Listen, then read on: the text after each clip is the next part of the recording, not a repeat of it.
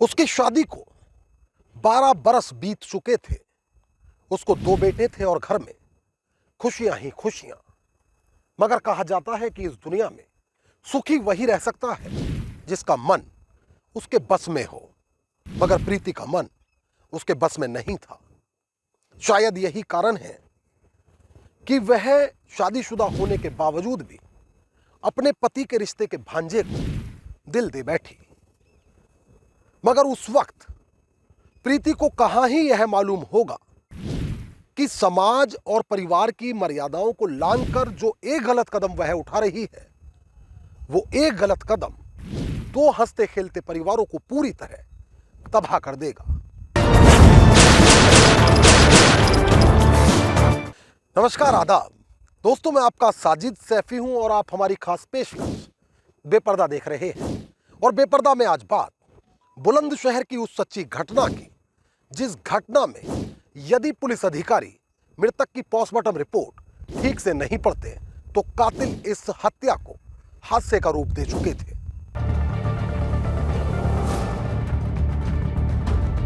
तारीख 24 जनवरी 2025, हुआ रात तकरीबन 8:30 बजे।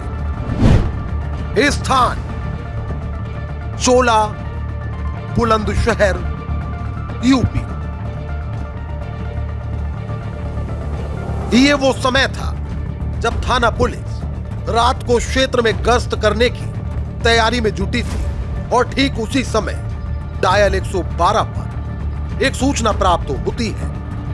सूचना थी कि चोला थाने से करीब 1.5 किलोमीटर दूरी पर सिकंदराबाद खुर्जा देहात मार्ग पर घायल अवस्था में कोई युवक सड़क किनारे पड़ा है। कॉलकर्ता ने पुलिस को बताया कि युवक से तकरीबन 60-70 मीटर दूरी पर एक बाइक भी पड़ी है। इवेंट मिलने पर पीआरबी तत्काल मौके पर पहुंची, मगर पुलिस ने पाया कि जिस युवक के घायल होने की सूचना पुलिस को दी गई थी, असल में वह घायल नहीं हुआ बल्कि उसकी मौत हो चुकी है। अब पीआरबी द्वारा थाना पुलिस को इसकी सूचना दी गई। सूचना के बाद चोला थाना प्रभारी लोकेश प्रताप सिंह टीम के साथ मौके पर पहुंचे। शव का अवलोकन करने पर उन्होंने पाया कि मृतक के शरीर पर जाहिरा तौर पर चोट के कोई निशान नहीं है। यानी पहले पहल पुलिस अब यह मानकर चल रही थी कि शायद अज्ञात वाहन की टक्कर से मृतक को कोई अंदरूनी गहरी चोट पहुंची है और उसी से इसकी मौत हुई है।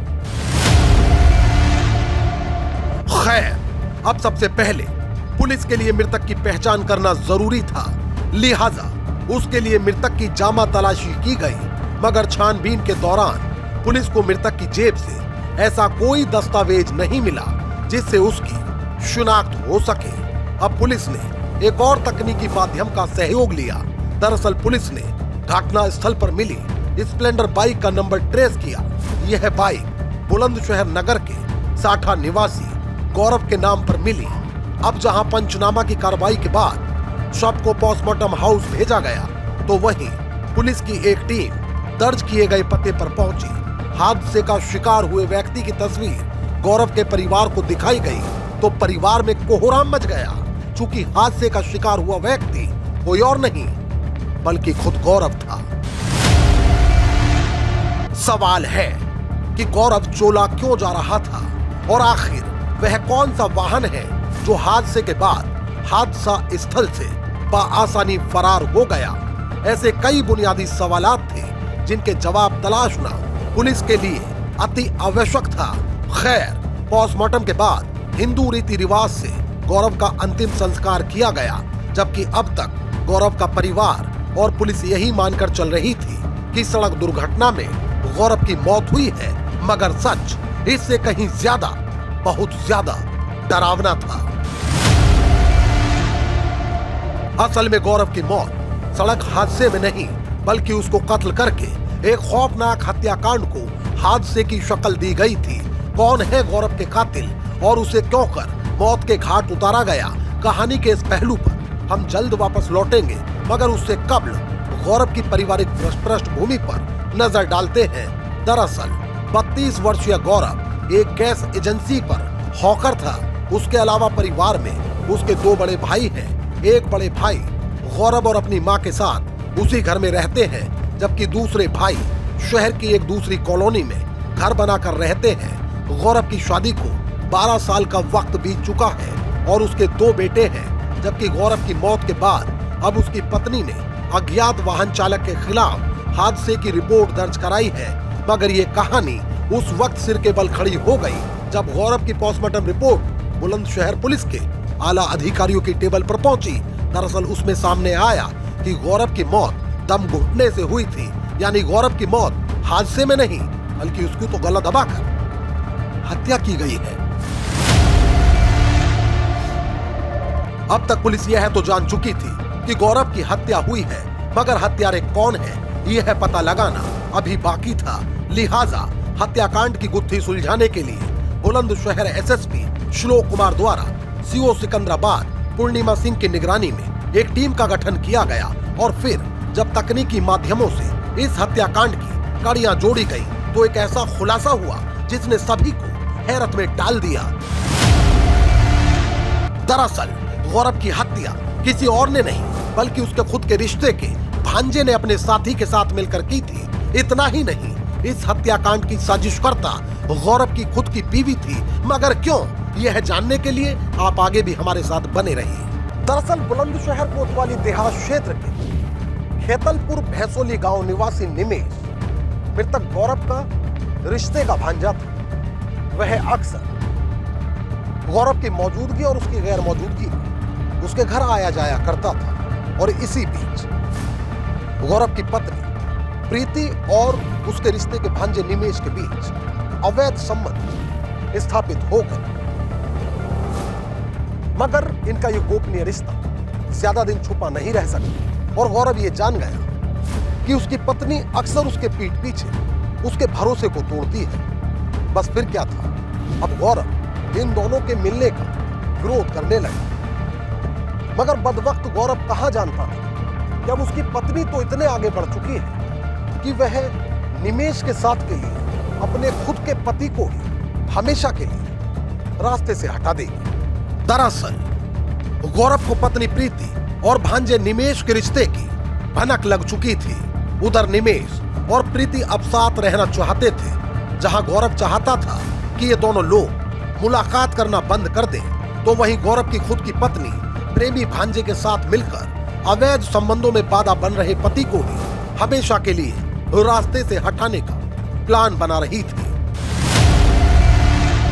शातिर कत्ल तो करना चाहते थे, मगर कत्ल कुछ यूं जो हादसा लगे। शायद यही कारण है कि कानून की आंखों में धूल झोंकने के लिए इनके द्वारा फुल प्रूफ प्लानिंग की गई। प्लानिंग में निमेश ने अपने गांव निवासी तरुण को 50,000 रुपयों में शामिल किया। कत्ल की प्लानिंग पूरी कर ली गई और गौरव की हत्या की तारीख 24 नवंबर मुकर्रर की गई।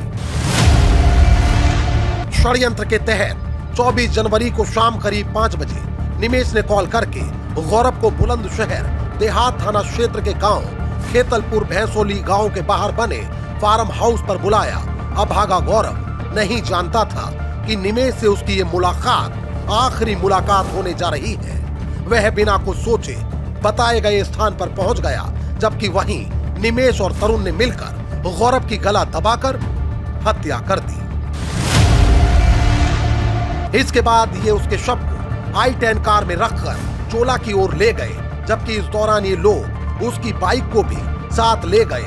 पहले इन्होंने इसे हादसा दर्शाने के लिए बाइक की हेडलाइट तोड़ी, जबकि फिर ये उसके शव को सड़क किनारे फेंककर फरार हो गए। पुलिस ने अपनी जांच में पाया कि घर बैठी गौरव की पत्नी फोन के जरिए निमेश से इस घटना से जुड़ा पल पल का अपडेट ले रही थी, जबकि शव को ठिकाने लगाने के बाद भी निमेश ने प्रीति को कॉल किया था। शातिरों ने बहुत ही होशियारी से एक सोची समझी साजिश के तहत किए गए कत्ल को हादसे का रूप देने की कोशिश की, मगर पुलिस की सूझबूझ के सामने इनकी सारी होशियारी धरी रह गई,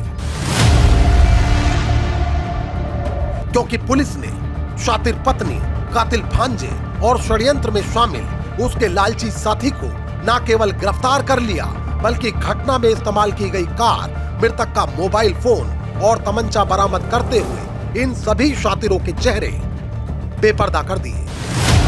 दोस्तों, आज की ये सबकंदोज कहानी यूपी के बुलंदशहर से है। इस कहानी को लेकर आपकी क्या राय है वह आप कमेंट करके जरूर बताएं। और यदि आप हमारी कहानी पसंद करते हैं तो हमारे वीडियोस के लिंक को ज्यादा से ज्यादा लाइक और शेयर करिए। यदि आप हमें सहयोग करना चाहते हैं तो हमारे खबर के लिंक को शेयर करने के साथ बेल आइकॉन बटन भी जरूर दबा दीजिए। मोहित भाटी के साथ अमजद राना, क्राइम स्टोरीज अड्डा। तो दोस्तों, फिलवक्त मुझे दीजिए इजाजत, लेकिन यदि आप क्राइम स्टोरीज अड्डा पर बेपर्दा के और भी एपिसोड्स देखना चाहते हैं तो हमारे चैनल को तुरंत सब्सक्राइब कर लीजिए, बेल आइकॉन दबा दीजिए। इस रिपोर्ट को लेकर आपकी क्या राय है वह आप हमें कमेंट करके जरूर बताएं। और यदि आप चाहते हैं कि हमारे चैनल पर क्राइम की कहानियों का सिलसिला आगे भी मुसलसल बदस्तूर जारी रहे तो हमें सपोर्ट करिए। हमारे वीडियोस के लिंक को ज्यादा से ज्यादा लाइक और शेयर करिए। एक और नई कहानी के साथ हमारी आपसे फिर होगी मुलाकात और क्राइम स्टोरीज अड्डा पर फिर एक नया चेहरा होगा बेपर्दा। तब तक के लिए आदाब, नमस्कार, जय हिंद।